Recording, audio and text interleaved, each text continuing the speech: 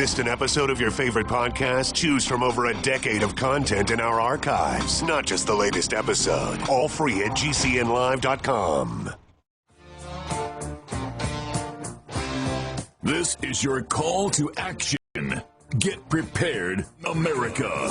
Economy, survival, energy, disasters. This is USAPrepares.com. Informative radio, educational radio. Interact now by emailing instructor@usaprepares.com or text at 434-390-7953. Class, please take your seats. Now, your instructor, Vincent Finelli. Everyone all set, cocked, locked? Here we go. Your dial's set correctly to USA Prepares. Jason is engineering the broadcast in Minnesota. I'm Vincent Finelli. Got a quick update before we go on with Guineith. There's a YouTube channel, and it's called the Ron Gibson channel. And Ron Gibson is an instructor at USA Prepares. He holds the title of instructor. He's been on the air with me, and he grabs the broadcast, downloads it every day, strips out the commercials, and posts it on the Ron Gibson channel on YouTube. There were 3 broadcasts that he would post every day, Monday through Friday. One of them was Alex Jones. Another was what really happened with Michael Rivero. And then the third one was USA Prepares. The reason he did that, he just did it. He didn't seek any fame or fortune. He just decided that those were 3 broadcasts that he happened to like.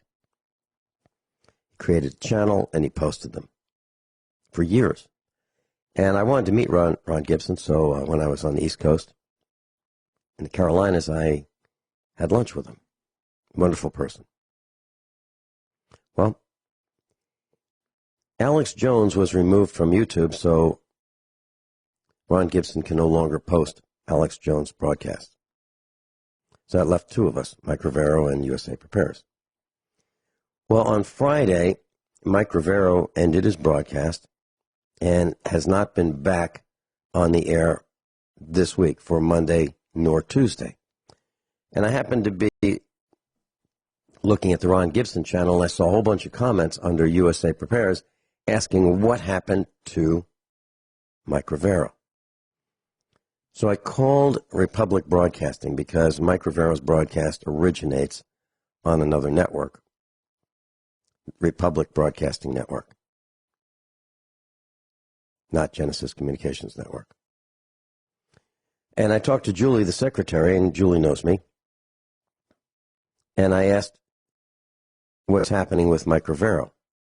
And she does not know. So what normally happens with broadcasting is that we, on our end of the microphone, will connect with the radio network, as I did this morning with GCN. Typically at the top of the hour, we connect and off we go. We're on the air like a minute or 2 or 3 later. So what we know from Republic Broadcasting Network is, as of this morning, a few minutes ago, is that they don't know. They don't know what happened to Mike Rivero, if anything. It could be just a telecommunications failure because Mike broadcasts out of his home in Hawaii, United States. It could be some other anomaly. It could be a power outage. It could be a family situation. We don't know what it is. So I'm not here to have anyone panic. I'm just saying I think it's my responsibility to share with you what I know. Mike Rivero is a USA Prepares instructor. He's a friend of ours. He's a broadcaster in the alternative movement. He's a great guy. So that's all I know at this point. I'm going to call back Republic Broadcasting around just after 3 o'clock today, Central Time, which is when Mike Rivero starts his broadcast. He broadcasts for 3 hours starting at 3 p.m. Central Time. And that's when I may be able to get some more information. So for those of you who have contacted us, I don't know anymore. I hope there's nothing but good news, and I will share with you what I learned tomorrow. Guineith Isaacs is with us live in Australia. Welcome, Guineith. Vincent, how are you this morning? I Really hope well. Michael Hero's all right, by the way. Yes. Yeah, and it may be nothing. I don't know. I literally, I don't know anything. All I know is that Mike Rivero has been absent from the Ron Gibson channel and absent from being live on Republic Broadcasting for yesterday and Monday. That's all I know. I have his phone number, but I don't think it's my place to call him. So I don't want to do that. You know, I could call him. I could call him right now, but I don't think I should. And I'd rather leave that up to John Statmiller and Republic Broadcasting. Yeah. And they can share the message, you know, whatever that message is. So, there's one other small announcement I'd like to make. I was scheduled to be on the air on Monday on Republic Broadcasting as a guest with John Statmiller and Steve Elkins. And I was not. And I mentioned that I might not be on the air. The last time prior to that, I mentioned that I might not be on the air because if the sun is shining, I will be out making hay. And so for the last couple of days, Monday and Tuesday, from daybreak till dark, the Finelli family, all of us were out there on tractors, cutting, raking, and baling hay.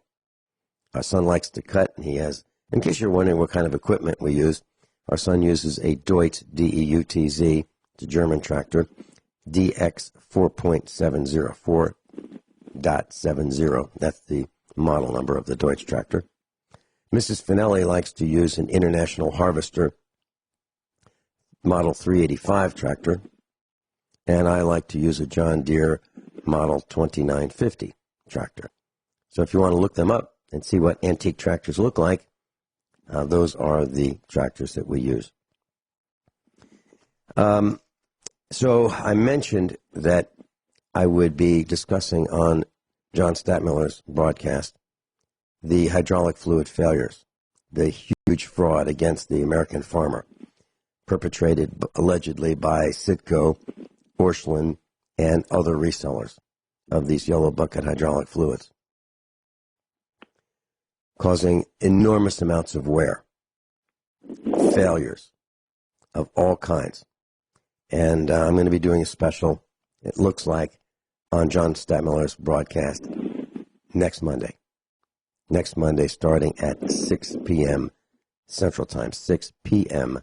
Central Time on Republic Broadcasting. And you'll hear the whole story about who, what, when, where, why, and how bad it is on that broadcast. So, Guineith, what's happened is that Citgo, owned by the state of Venezuela, has manufactured a tractor hydraulic fluid that doesn't meet any of the claims on the container, the 5-gallon bucket.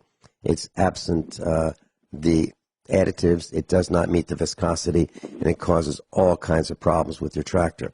And I can tell you that yesterday we flushed out the fluid out of the tractor that I was using, the John Deere 2950, removed all that junk fluid, mislabeled, fraudulently labeled fluid that was supposed to meet John Deere specifications that it did not meet. And I replaced it with another fluid, and this was a real expensive process, class. We bought thousands of dollars worth of lubricants to replace bad lubricants. And we flushed out all the fluid, put in new hydraulic filters, took out 15 gallons of fluid out of one of the tractors, and I got to tell you, it runs cooler. The hydraulics work perfectly. Absolute flawless steering. We used to have hydraulic fluid leaks. They went from leaks to barely leaking. Unbelievable difference. More horsepower, more torque, more performance. The tractor ran cooler.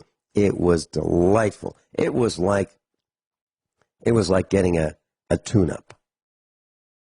Well, Shame on Orscheln for selling defective, fraudulently labeled fluids that have damaged tractors, bulldozers, backhoes, road equipment, logging equipment, everything you can think of that uses hydraulics. If you put this yellow bucket 303 called premium 303 fluid in it, you've probably damaged your equipment. It has sludge in it. It's the worst fraud, I believe, ever perpetrated on the American farmer, and I believe the damage is in the billions with a B. So that's Monday. We'll talk about that with John Statmiller. Any comments, questions, concerns, Gwyneth, before we go into today's class? well, all I can say is you mentioned that Sitco is owned by the government of Venezuela. I guess that's what happens when you put something like that in the care of socialists and communists. That nothing that they ever do seems to work. You know, they can't manage their way out of a paper bag. Everything that they, you know, every industry that they seem to found, with only a very few exceptions, they flounder. They can't manage a workforce. They can't do anything. You know, everything that they make is just junk, and just everything that comes out of China is the same. That's another example. Communist country. They can't make anything. They can't manage anything. With only very, very few exceptions. Since you mentioned the Chi-Coms, the Chinese communists, do you have a black USA Prepares coffee mug? You know something? Those coffee mugs were really, really great. But I've got a son, and he's kind of clumsy. And one by one, they suffered unfortunate fates. Mm-hmm. Okay, but you have seen them. You know what they're like, right? I have, yep. Okay. Since you mentioned the Chi-Coms, I wanted to tell you what I learned this morning. So I was making a cup of coffee, and I bought 2 sets of them. I don't have very many left, and I decided to keep them for our family. I've given all of them away to instructors and people I like. And here's what I found out. So I bought the first set, and they're okay. And I bought the second set. I bought, I think, about 500 each time. And they look the same. They have the same artwork on them. And I just ordered them from the same company, same salesperson, same everything. And I noticed that the second set is a little bit smaller. Wow. These guys, I mean, this is what dealing with the Chinese are like in terms of manufacturing. They can't leave it alone. They can't get a product and leave it alone. They have to make it thinner, cheaper, somehow. So this morning I decided to weigh 2 empty cups, first lot and the second lot. The first lot, now these are standard coffee mugs, like you would see at a specialty shop or a gift shop, and they might have something, you know, like Myrtle Beach or Emerald Isle or something like that on them. Well, ours are black, which is kind of rare, and they say USA Prepares in white. They're really neat looking. They say GCN on the other side. Anyway, the first set weighed 1 pound. The second set, 0.8 of a pound. They figured out how to make 12 cups with the materials out of 10. The Chi-Coms. We'll be right back.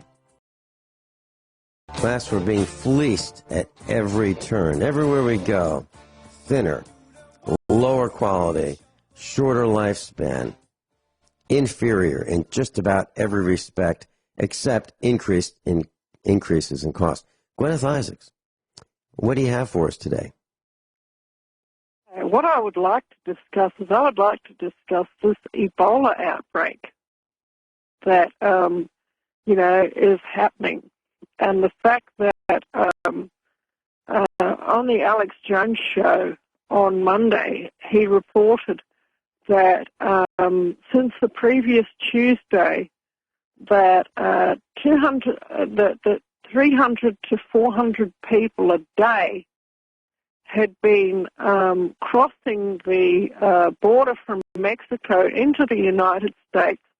But these people came from Angola and Congo, and when they were getting French speakers in to translate for these people, they were saying that they were, and also people were going up to these people with, their cell phones with Google Translate, and they were asking them, where do you come from? What are you doing here?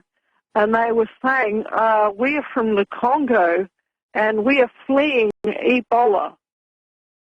And these people were saying that they had family members and friends who had Ebola, and that they were terrified and that they were fleeing for their lives.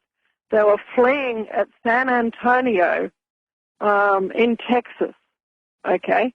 And this is a cause of extreme concern because this has happened before on this earth. And if you know history, you might know this story of how the bubonic plague spread around Europe back in the day. The bubonic plague was a disease that was every bit as terrifying as Ebola, and you would with Ebola, it's a terrible illness. What it does, it's called a viral hemorrhagic fever, and what that means is you develop a high fever, and your blood begins to rot inside your body. Okay, I should have warned people. There's going to be a certain degree of gore in this broadcast. So if you have a sensitive stomach, it might pay to tune out. But this is vital information. Okay, if you get somebody who develops bruises, black and blue bruises all over their body with a high fever, then you need to really be very concerned about them. They need urgent medical attention because it's going to be one of two diseases. It's going to be either bubonic plague or viral hemorrhagic fever, which is Ebola. Okay, and both of them have a high mortality rate, and both of them are highly contagious. And both of them, you're going to see outbreaks of them in the United States. So you need to really contact some people if you see people having these symptoms. The difference with Ebola, what makes it different from bubonic plague, is with bubonic plague, the person bleeds internally, and like Ebola, their blood rots on the inside of them, and then they die after maybe 5 to 7 days. But with Ebola, the person bleeds from every hole in their body, every orifice in their body. So their eyes, their nose, their mouth, their private parts, even in the end, their skin pores. And they almost inevitably die. It has something like a 90 to 95% mortality rate. And even where people survive Ebola, they're never, ever as well ever again, just about. And they normally die of some other infection shortly afterwards. Anyway, I can hear the music. I'd like to continue this discussion afterwards because this is extremely important. Okay, hold that thought. Guineith Isaacs is with us, and we're talking about Ebola, E-B-O-L-A. And Ebola is named after the Ebola River that runs through the Democratic Republic of Congo. And it is a really frightening disease. Guineith, please continue. Okay. The other thing to realize about Ebola, which is perhaps the most frightening thing about it, is it's highly contagious. Okay. All the body fluids that are emitted by the Ebola patient are highly contagious. If you get any of the body fluids on you. That includes blood, sweat, urine, feces, even droplets from the nose, even because, in the early stages of Ebola, the person can sneeze, okay? If those droplets get on you, then you're pretty well going to develop Ebola. It is really, really one of the most contagious diseases that has ever been come across. It's terrifying. The only thing that I could ever compare it to is if anyone has ever read the Stephen King novel, The Stand, okay? That is the only book that I could possibly compare what an Ebola outbreak in America would look like, especially if it got into a major city. If you come across somebody with Ebola, you just need to, or if you suspect that they have Ebola, or if you find somebody that comes from Angola or Congo or Africa, and they have a fever, then you need to just get as far away from them as quickly as possible. Okay? That's the only advice that I can give. There's no treatment for it. There's no medication that has been found for it.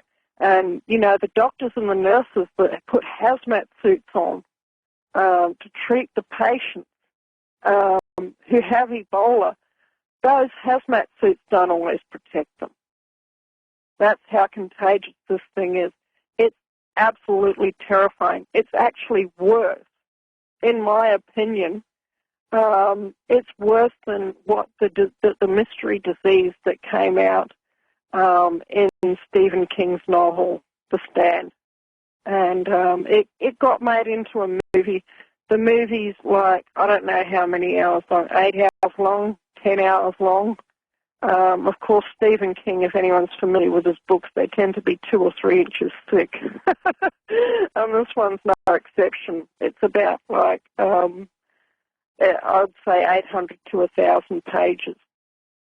But if you can sit down and read it, it is a textbook on what this sort of outbreak would look like and its after effects. And the thing is, there's 300 to 400 people a day at the moment pouring across the border from Mexico into the United States at San Antonio alone. That's not even counting any of the other border crossing points. I don't have any information on how many people are coming across on those border crossing points. For sure. I mean, these people in their question, they say that they have been in contact with people with Ebola within the last month. They have had friends and family members die of Ebola in the last month when they were in the Congo. That's why they fled. And, the absolutely insane thing is they are getting put onto buses and they are getting transported God only knows where. We don't know where they're going. They could be going anywhere in the continental United States or even Canada. Everybody in North America should be on absolute high alert for any Africans suddenly appearing in their community off of buses. They need to. This is not racist. This is just reality. These people have been in contact with one of the most contagious, terrifying diseases on earth. And normally, when Ebola gets into a town, it's only been by the grace of God that up until now, it's been in little out-of-the-way villages of maybe between 1,000 and 50,000 people. But when it gets into a village, it wipes out the village. It kills practically everybody in the village. And because it's so contagious, it is, and the thought that this is happening is like, oh my gosh. And I'm just remembering what my friend told me. I mentioned this on a previous broadcast, that after the Australian elections, that every country town in Victoria would be filled with Africans. And I'm saying, oh no, don't say it's coming here.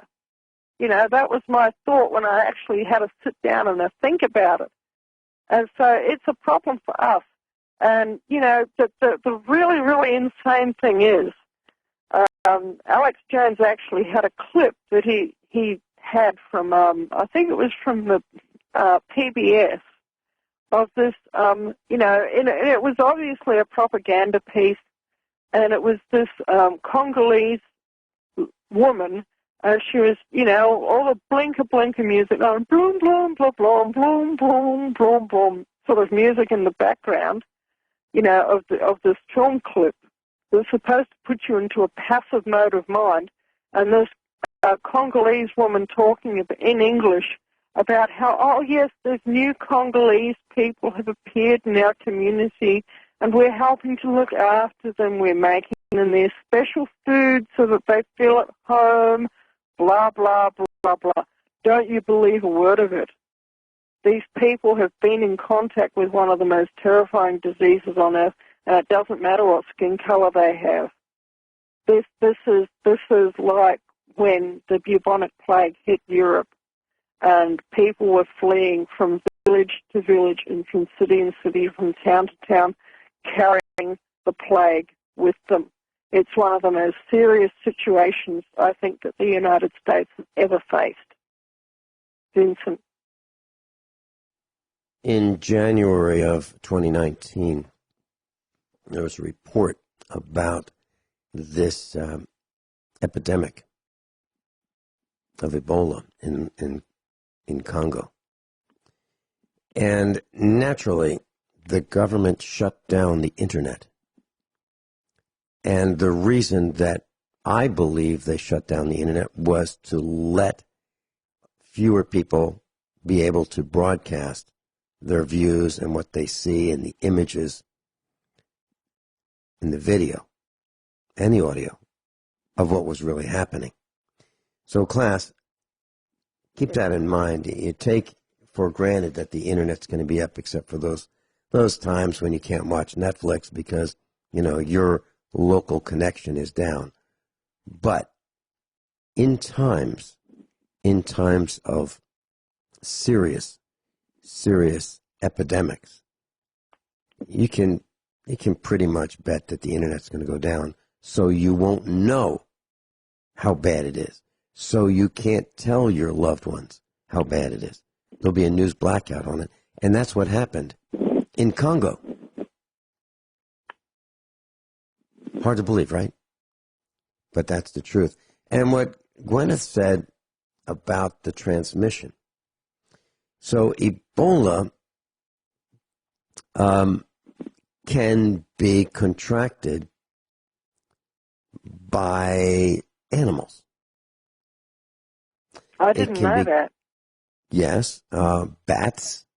There are fruit bats that carry the virus, and animals such as fruit bats can carry it and shed it, or they can release some of it through their feces and urine.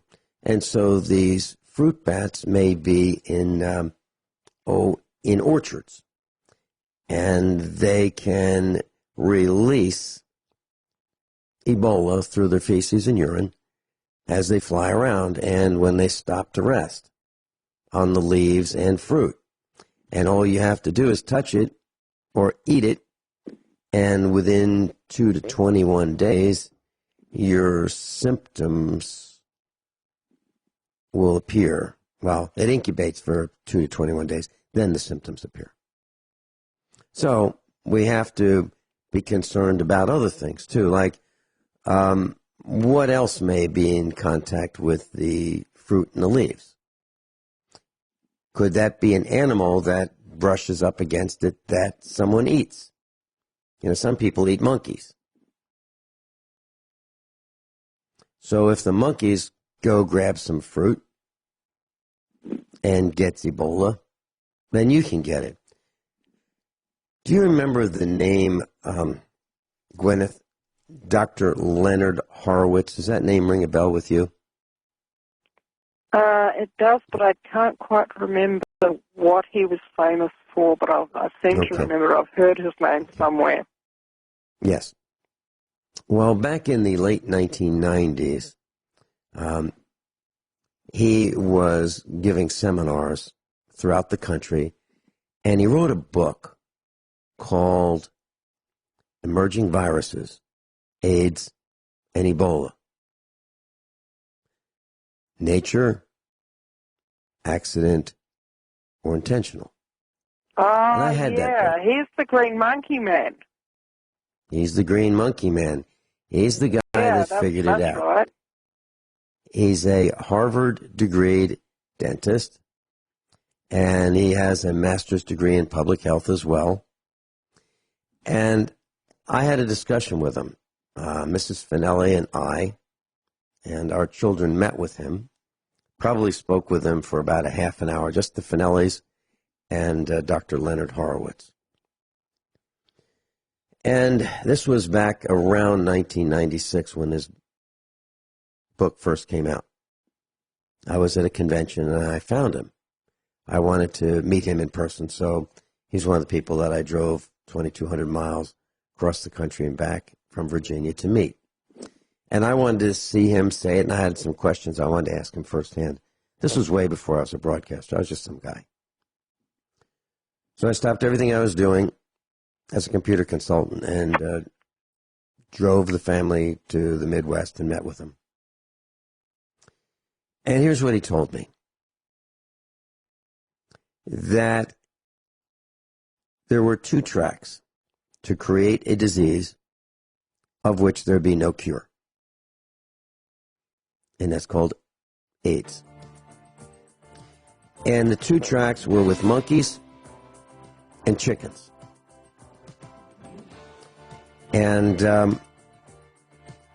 I'll tell you a little bit more when we come back and do a little bit more justice, and we have a little bit more time on the other side of this break.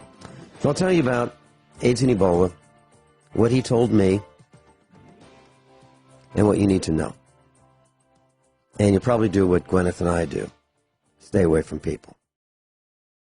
Class, what you're about to hear is going to be very disturbing, so you may want to tune out.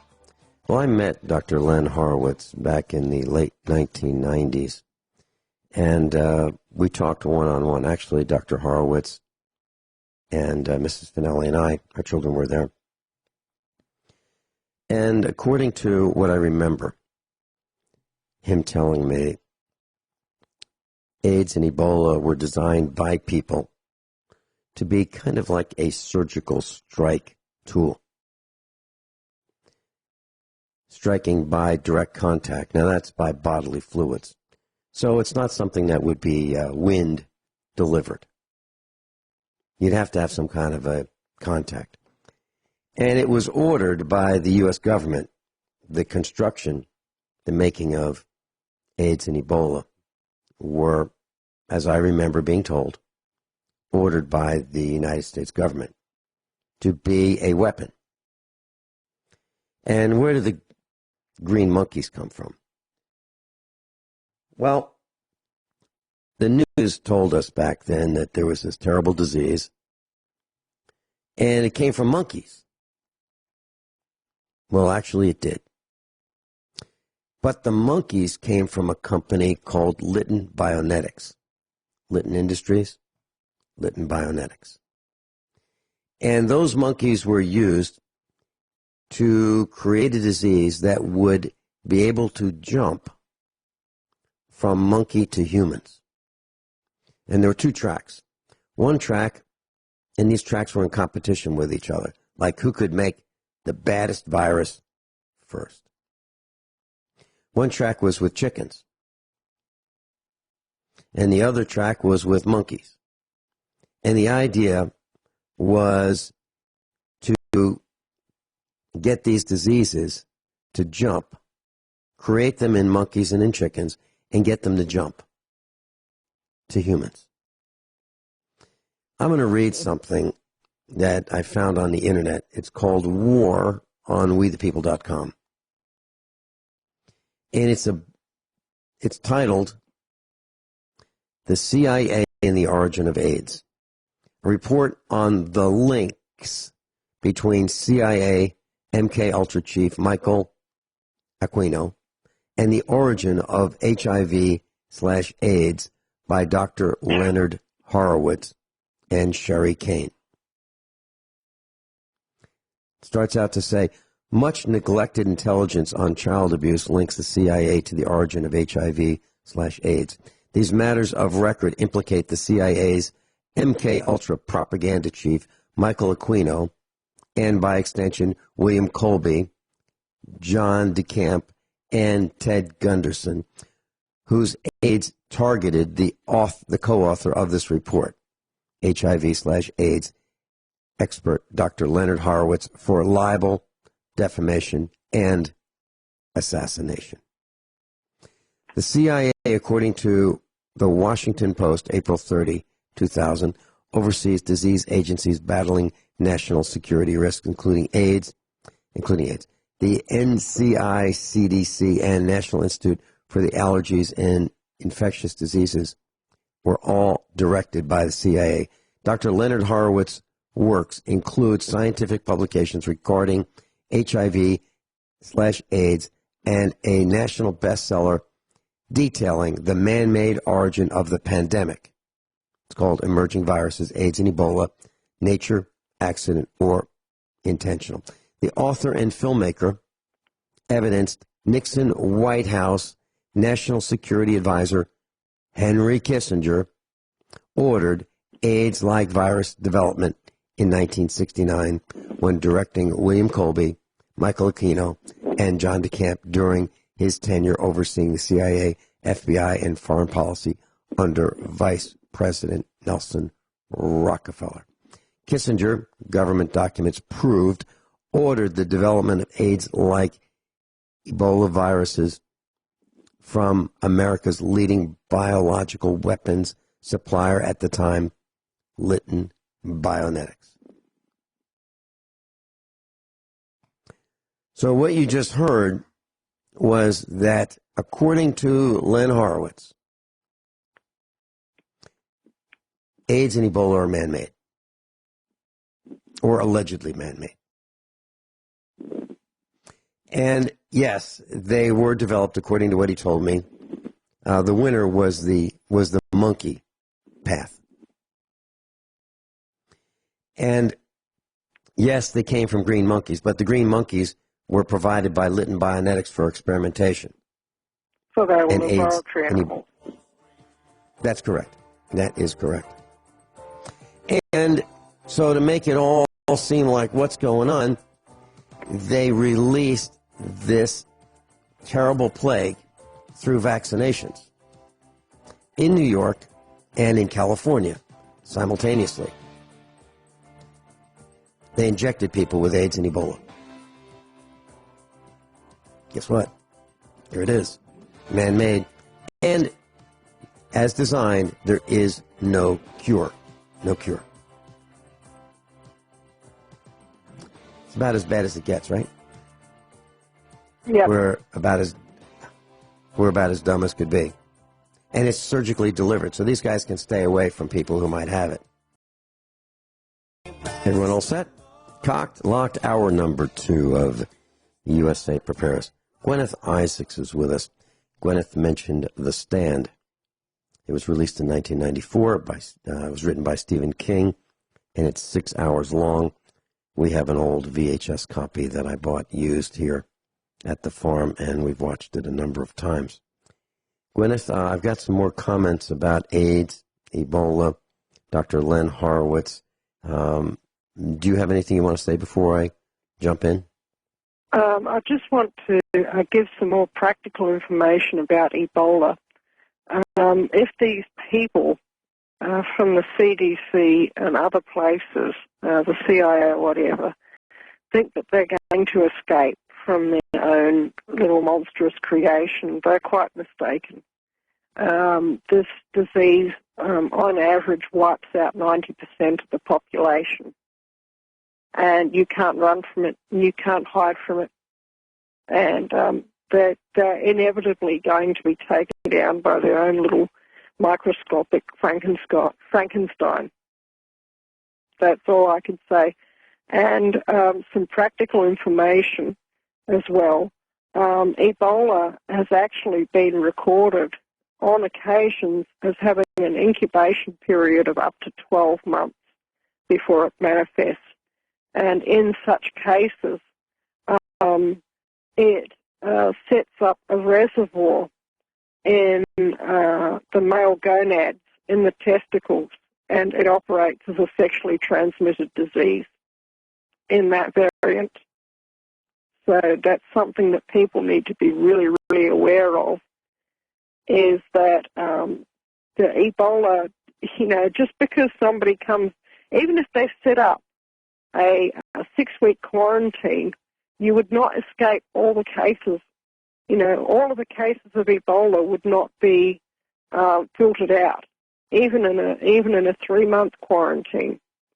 It can reside in the gonads, in the testicles, for a year, and it can be spread through sexual intercourse. And it can be spread through sexual intercourse basically from day one of infection. So the person's not even realizing that they have Ebola, and they go and they find somebody, and I don't know, go out and they decide to go and have a cup of coffee down in San Antonio. They don't even realize that the guy sitting next to them's got Ebola. He coughs or sneezes on them, or wipes his nose and then touches the coffee cup, and then whatever. And this is the manner of disease. This is how terrifying it is. And then the guy sees his girlfriend later on that day, and then they go and have a good time. And then the girlfriend goes off and sees her mum, and has a cup of coffee with mum, and then this is it. It's impossible to contain. And this is why I think that everybody in the class needs to go out and buy, either, if you can read a novel, then read the novel of The Stand. Otherwise, go and watch the movie of The Stand, because it shows the playbook of how this thing is going to unfold. And incidentally, in The Stand, the disease actually does come from a U.S. Black Ops site. And, it's the guard on the gate that carries it. Because hang on, I've got a dog incident. Okay. Okay, let me take. We've got pups at the moment at our. Do you need to go? We've got a litter of puppies. No, it's fine. They've resolved it. Okay. Probably one of the dogs was, just getting a bit too close to the litter of puppies, and the mother, decided that it was too close to the litter of puppies. So that's what that, was in the background. But they seem to have resolved it. But anyway, that's how it is. Okay. There's the fact that you're going to have an Ebola outbreak in the United States. You cannot have that many people coming across from the Congo and Angola into the United States and avoid it. Because, like I say, it's going to be that sort of scenario. Okay? It's impossible to contain at this level. Okay, so I mentioned Dr. Leonard Horowitz. So who is he? Well, he's a Harvard-educated dentist. And back in the 1980s, AIDS was not even a word. We didn't know what it was. And all of a sudden, there was this mysterious disease. It started making the news. And it seemed that people who went to the dentist could get AIDS. So don't go to the dentist because you'll get AIDS. Do you remember hearing anything like that, Guineith? I remember the rumor that you could catch it off toilet seats. Correct. That was another one. Correct, but also you could get it from going to the dentist. So the dental village was kind of in a panic because people were saying, well, if you go to the dentist, you can get AIDS. So sales were down in the dental village. So the dental village hired Dr. Len Horowitz to figure out what was going on. Why? Because he's an educated dentist, he's a researcher, and he was willing to get to the bottom of it. And this is what he told me. I mean, I didn't read this. This is what he told me when he and I and Mrs. Finelli and our children were just Dr. Horowitz and the Finellis. So I'm paraphrasing because this was over 20 years ago. But it's pretty darn close to being absolutely accurate. So he did the research and he figured out that AIDS and Ebola were man-made. He also figured out how it was spread and why people were afraid of going to the dentist. Because there was a dentist by the name of David Acker, or Acer, A-C-E-R is how it's spelled. And this guy had HIV, this dentist. And it's believed that he knew he was going to die and he wanted to get the word out, and he was frosted. He was frosted that he got AIDS. So to make this really public, he decided to take down 6, S-I-X, of his patients. And allegedly what he did, as I was told, was he withdrew his own blood. And he had it in his lab coat, you know, like the white lab coat that dentists wear. And he had a gal in his dental chair by the name of Kimberly Ann Bergalis, B-E-R-G-A-L-I-S. You can all look this up. And so she was in the dental chair, open wide, and people open wide and close their eyes. That's what you do when you're at the dentist. And he took the syringe of his own blood and injected it. You know, I guess it was probably the anesthetic. They were getting the anesthetic. Well, probably they did get the anesthetic first. Then they got the Acker blood injection. Yep. And they all died of AIDS. Oh, my gosh. So that's where this came from. Don't go to the dentist because you'll get AIDS. And it caused a real stir.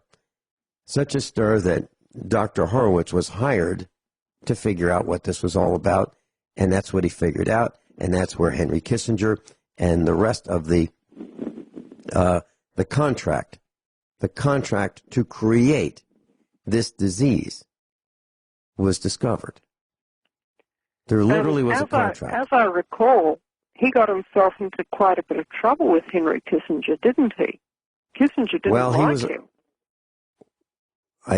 I would say that's probably right, but he didn't tell me that. But he did. Dr. Horowitz did tell me that he had to go on the run. Yeah. I'll tell you something else he told me that is probably, well, I don't think it's private information, but it's not well known. Well, let's share it right here. And I don't think Dr. Horowitz would mind. As a matter of fact, I probably ought to call him up and invite him on the broadcast. So here it is. So Dr. Horowitz was a family guy. And he gave seminars like I used to in public. And he would travel across the country giving these seminars. And he would invite his wife and his children to travel with him, which I do as well. And one of those seminars was in New York City.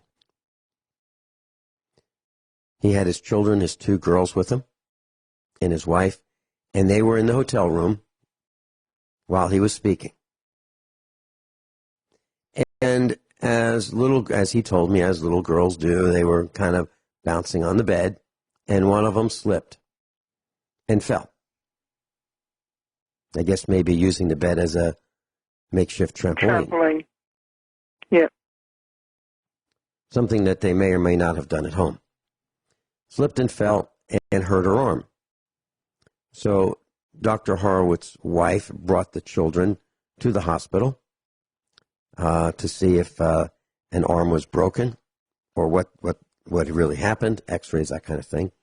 And during the intake procedure, the nurse says, okay, y'all up on your shots? Oh, no, we don't buy that.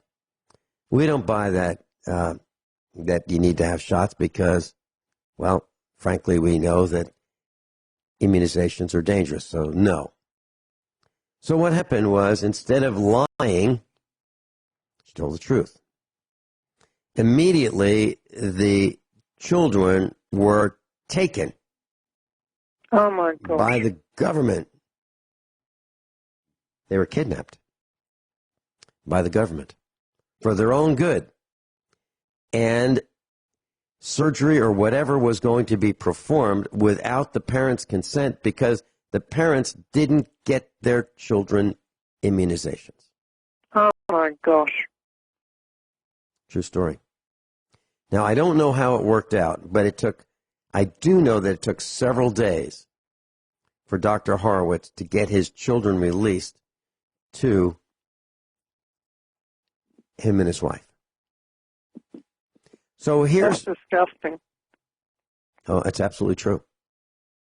It doesn't surprise me, though. Right. So here is the lesson to be learned.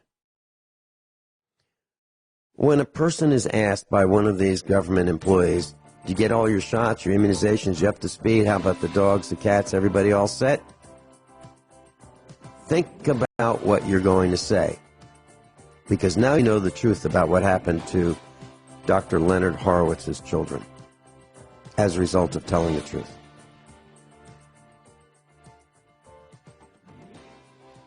So you might want to think about how you're going to answer that. Because they're allowed to lie to you. Class, Guineith Isaacs is with us. And Guineith, I've got some more information. It's absolutely terrifying. Do you want to move into that, or do you have something else you'd like to say? I'll just say a comment of what I normally say when doctors ask me if my children are vaccinated. I say, well, listen, it's like this. When I was at the University of Melbourne, I studied, amongst other things, epidemiology. And I learned about the hair loss cell line. And I learned that most of the vaccines were cultivated on hair loss cell lines. And I'm not happy to have these cell lines injected into my children. And normally that shuts them up.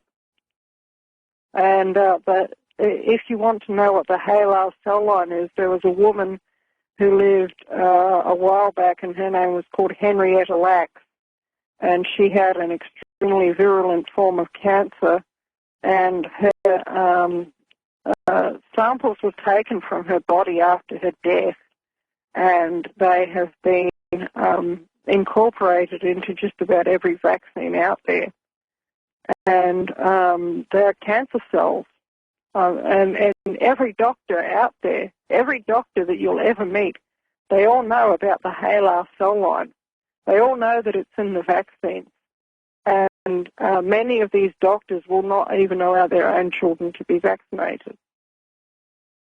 That's my personal response. Or I could say mercury salt. I could say aborted baby parts, all of which, good reasons to not vaccinate your children. And that's normally what I say. Mm-hmm. Yeah, the other thing you could say, class, it doesn't hold as much water as it used to, is you could say it's against our religion. Oh, and yeah. you don't have to state what religion. So if your child is going to the public training camp and you've decided that, well, maybe that's the best way to go, which I don't think it is. I think it's the worst way to go. But if you've decided that that's going to happen and they say, okay, y'all got your vaccines, you can say it's against our religion. And in many cases, it still holds water, but not all. And that's what we did. When our son wanted to go to see what high school might be like because he'd never been to school, he wanted to try it. Boy, they just pressured us. And I finally said, well, does he have all his vaccines? Oh, yeah, he's got all the vaccines he's going to get. Yep. Mm-hmm. He's got them. Prove it. Tell you what. We're not going to do that. We're going to use the religious exemption. It's against our religion to be vaccinated. That stopped it cold right there. Yeah. But it doesn't always work. You can say it's against your religion to have aborted baby parts injected into your children. Yeah, and you don't have to say what religion. You could be the with the Church of the Flying Spaghetti Monster, or you could be Roman Catholic or Dutch Reformed or Presbyterian, or whatever. Okay, but they cannot ask you. You can just say it's against our religion. Period. Yep. And they'll probably ask you to sign some document saying that. You sign this. It's like one sentence. That's it. That's good for me. So I have a book in front of me. Mrs. Finelli had read it. It's called Ice Hunt. ICEHUNT, James Rollins. And in the back of the book, I want to read this. Normally, I just don't do this. I don't think I've ever done it. But here it goes. And this is a novel. And at the end of the book, it says author's note. I'm not going to read all of it. I'm just going to read just the part that's important. Quote, lastly, a comment on one detail that I thought would be the hardest for folks to believe. Could the United States, along with Russia, be involved with something as heinous as secret human experimentation? In the novel, Admiral Petrov states his case based on historic facts, but even he barely scratches the surface of the truth. So as a cautionary note, let me end this book by documenting a partial list of historical abuses collated and copyrighted by Health News Network, healthnewsnet.com. And I'm going to tell you what these are. I'm going to tell you about 10 of them, maybe a few more. I'll tell them to you quickly. You're going to want to get sick. Please don't touch that dial. And I'm not kidding. Okay, class, here we go. Guineith, feel free to jump in at any time. There's actually 15 of these. I counted them. 1932, the Tuskegee syphilis study begins. 200 black men diagnosed with syphilis are never told of their illness. They're denied treatment and instead are used as human guinea pigs. They all subsequently die from syphilis. 1935. The pellagra incident. After millions of individuals die from pellagra over a span of 2 decades, the U.S. Public Health Service finally acts to stem the disease. The director of the agency admits it had known for at least 20 years that pellagra is caused by a niacin deficiency, but failed to act since most of the deaths occurred within poverty-stricken black populations. Number 3. 400 prisoners in Chicago were infected with malaria in order to study the effects of new and experimental drugs to combat the disease. Nazi doctors later on trial at Nuremberg cite this American study to defend themselves. So we infected 400 prisoners in Chicago with malaria in 1940 to study it. 1945, Operation Paperclip. United States Department of the Army, Intelligence, and the CIA recruit Nazi scientists and offer them immunity and secret identities in exchange for work on top secret government projects. 1947, the CIA begins its study of LSD as a potential weapon. Human subjects, both civilian and military, are used with and without their knowledge. 1950, number 6. In an experiment to determine how susceptible American city would be to a biological attack, the U.S. Navy sprays a cloud of bacteria from ships over San Francisco. Many residents become ill with pneumonia-like symptoms. Number 7, 1956. The U.S. military releases mosquitoes infected with yellow fever over Savannah, Georgia, and Avon Park, Florida. Following each test, Army agents posing as public health officials test the victims for effects. That's 2 lies. 1, they released infected mosquitoes, and 2, they posed as public health officials. 2 lies. Yet the get the kind of drift of what's happening here? Number 8, 1965. Prisoners at the Holmesburg State Prison in Philadelphia are subject to dioxin, a highly toxic chemical component of Agent Orange used in Vietnam. The men are later studied for the development of cancer. Number 9, 1966. U.S. Army dispenses Bacillus subtilis, variant Niger, Niger, throughout the New York City subway system. More than 1 million civilians are exposed when Army scientists drop light bulbs filled with bacteria onto ventilation grates. Would you say that the U.S. Army attacked subway riders in New York City? I guess you would. Number 10, 1990. More than 1,500 6-month-old black and Hispanic babies in Los Angeles are given experimental measles vaccine that had never been licensed for use in the United States. CDC later admits that parents were never informed that the vaccine being into their children was experimental. Number 11, 1994. Senator John D. Rockefeller issues a report revealing that for at least 50 years, the Department of Defense has used hundreds of thousands of military personnel in human experiments and for the intentional exposure to dangerous substances. Make sure that you get your child to the recruitment officer of your local high school for experimentation. That was 1994. Number 12. 1995, U.S. government admits that it had offered Japanese war criminals and scientists who had performed human medical experiments salaries and immunity from prosecution in exchange for data on biological warfare research. Number 13, 1995. Dr. Garth Nicholson uncovers evidence that the biological agents used during the Gulf War had been manufactured in Houston, Texas, and Boca Raton, Florida, and tested on prisoners in the Texas Department of Corrections. Y'all hear that right? Number 14. 1996, the Department of Defense admits Desert Storm soldiers were exposed to chemical agents. 1997, this is the last one, number 15. 88 members of Congress sign a letter demanding an investigation into the bioweapons use and Gulf War syndrome. That's it. So, governments are involved in experimentation on who? Us. People who use the subway. People who live in cities. People who are prisoners.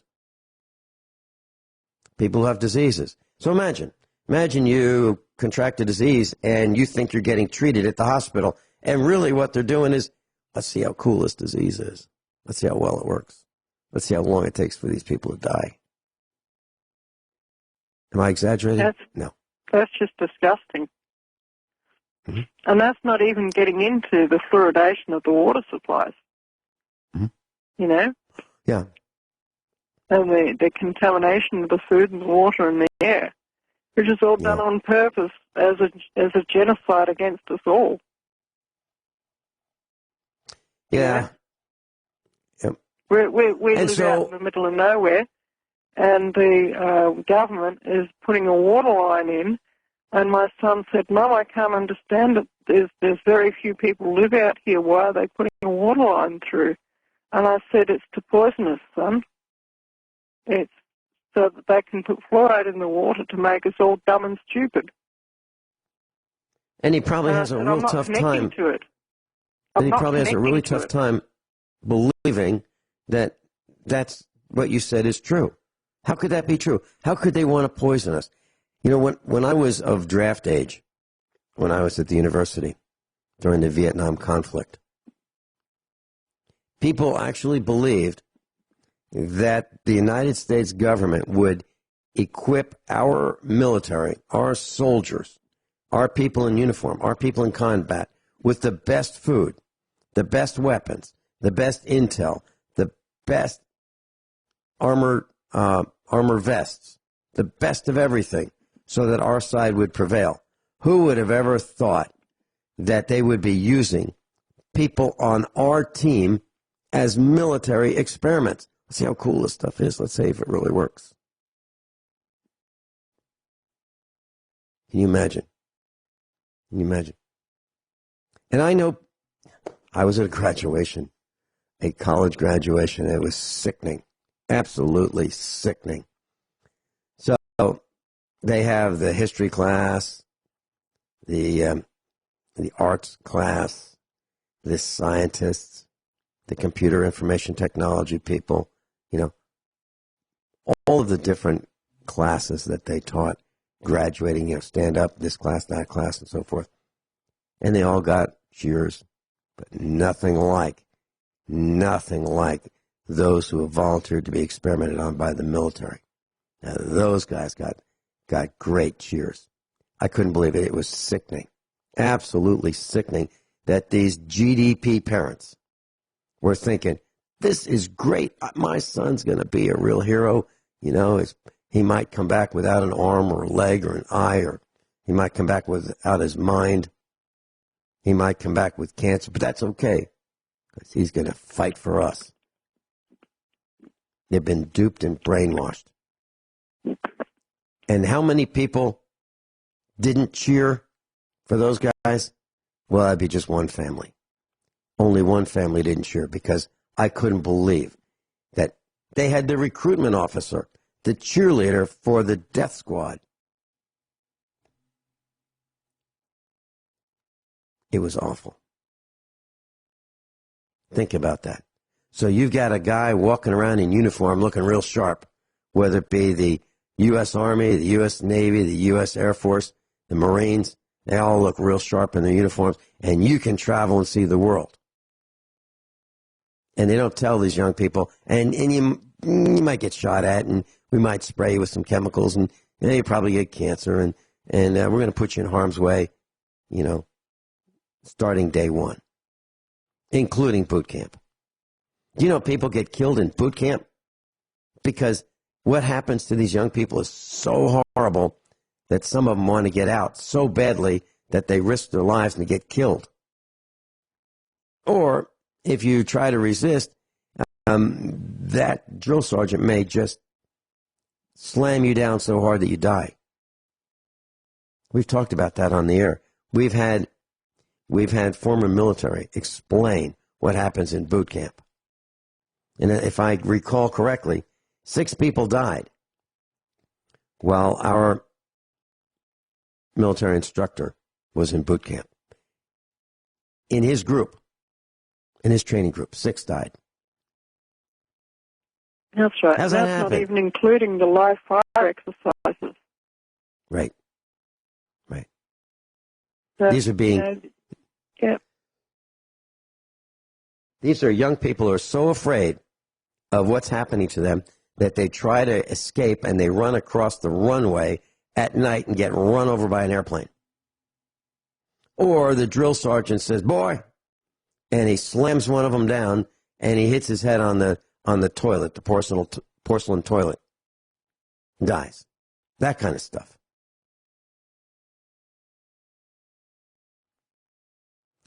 It's time that parents wake up and stop allowing their children to be experimented upon. In the public training camp, at the doctor's office, in the hospitals, and in the military.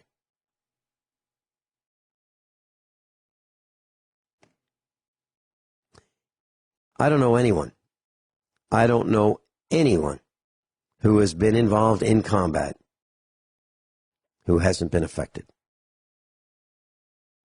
Everyone who's been in combat has been affected. That's where post-traumatic disorders come from. Traumatic, terrifying, frightening, wet your pants awful. You think when we stormed the beaches at Normandy and our guys were under fire and they had to use the facilities, that it was time out, those guys wet and pooped in their pants and kept on going. And that's the reality. I'm not making it up. I talked to them. I know it's true. And even guys that didn't want to poop in their pants did it because it was that horrifying. Imagine being between the ship, the landing craft, the water, and enemy fire. And where do you go? There's no place to go. No place. If you go left, you might get shot. If you go right, you might get shot. If you stay still, you might get shot. We'll be right back. A couple real short announcements. Number one, I wanted to thank Rich Shealy for filling in for me yesterday so I could get some farming done. Rich, I really appreciate that. Tomorrow, Dr. Richard Allen Miller is going to be with me. And on Friday, Captain John Regan and I are going to be talking about tips and tricks and how we can do things better. Things that, I'll tell you about things I actually do. Third is, there was a news report about Planned Parenthood in Missouri. And they say that they're going to continue the fight to continue murder. So, is it Planned Parenthood or is it planned murder? I think it's planned murder. And I checked, I was curious. So where are our ratings today? I just checked. So we're sandwiched between the Rick and Bubba show and the WINS, which is News Radio in New York City. So we're sandwiched right between a comedy show and a news show. Can you imagine that? I've never heard Rick and Bubba, but it's a syndicated comedic radio program based in Birmingham, Alabama. So, we're doing almost as well as that. I can't believe it. I just can't believe the GDP. And I want to thank those who know me personally and send me emails and tell me how disgusted with the topics that USA Prepares talks about are, like when I, maybe I should read this. This is from a guy I know. Question mark. I listened for 10 sec till I heard the word tractor. I guess what he's trying to tell me is that he was willing to give us 10 seconds, but when he heard me talk about tractors and the hydraulic fluid, the greatest fraud ever perpetrated against the American farmer, he tuned out. Do me a favor. Save yourself that heart attack. Don't listen to USA Prepares. If we bother you, have a nice day. Go do something you really enjoy. And don't bother yourself with the anger that you develop while you're listening to USA Prepares. That's my prescription. Guineith, any comments about any of the things that I've been saying? Oh, I just want to say that I hope those people go out and ignore absolutely everything that we've just said today. And I hope that they go and have a nice bus trip down to San Antonio. Because, if they're going to ignore what we said, we're saying stay away from San Antonio, stay away from these cities and towns, especially when busloads of Africans show up, because they're coming from disease-ridden areas. And let me make sure. That's not a racist comment, that's a statement of fact. And if they're going to ignore what we say, then they're going to end up getting Ebola, which we absolutely do not want them to get Ebola. And that's why we do these broadcasts. But if they're going to ignore us, then they're probably going to get Ebola, and they're probably going to have a short life. And that's a real shame. But, what can you do? Because if people are going to ignore what we say, we're just standing there, on a rooftop shouting out that, you should not do this because it's dangerous. And if people, think we're idiots and go on and do behavior X, Y, Z anyway, then we can't help that, can we, Vincent? No, we can't. And I got to tell you that one of the saddest things I ever heard on this broadcast was when I was with my dear friend, Captain John Regan. And I'm paraphrasing, and I said to Captain John Regan, John, you've been to the meetups, you've presented many times at the meetups in Springfield, Missouri. We did those for 5 years. Every week for 5 years, we've done presentations. He's been at many of them as a speaker, as well as someone in the restaurant. He's been to the Get Prepared Expos as a speaker. He's been on the radio with me for years. He's traveled and spoken in person at other events besides ours. He's written a book called The Financial State of the Union. He's got a website called thefinancialstateoftheunion.com. So my question to Captain John Regan was, John, so you've been teaching, you've been talking to people, you've been warning them, you've been telling them that they need to get prepared. How many people in all these years, because he and I have been together about 8 years on this project. I'm talking about the things that we do at USA Prepares. If you call that a project, he and I have been together about 8 years doing this. So I said, about how many people have you reached and gotten prepared and gotten them seriously motivated and moving on, preparing for themselves? The answer was nobody. Can you imagine? Can you imagine the heartbreak? All that wasted time. And I'm wondering if my success rate is, running par with his. Well, People I'll say, tell you why what, don't... Vincent, ultimately, it's about us networking with each other. You bet. You bet. Guineith Isaacs, thank you so much for staying up late in Australia to be with us.